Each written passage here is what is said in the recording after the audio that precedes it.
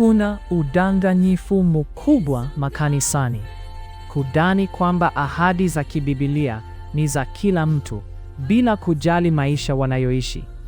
Wanapuuza sheria ya Mungu yenye nguvu na ya milele iliyofunuliwa kwa manabii katika Agano la Kale, lakini wanaendelea kunukuu ahadi za ukombozi na ustawi kutoka vitabu hivyo hivyo. Mungu hakuzungumza hivi kamwe. Daima amewabariki wanaomheshimu. Ni utii unafungua mlango wa baraka na kupeleka kwa mwanakondoo. Yesu aliwafundisha mitume na wanafunzi utii kwa Baba. Na kama wao, Myahudi au mtu wa mataifa, lazima tushike Sabato, tohara, nyama zilizokatazwa, tzitzit, ndevu na amri zote nyingine za Bwana ili kurithi uzima wa milele. Wokovu ni wa mtu binafsi. Tii ukiwa hai. Je, unataka kujua zaidi?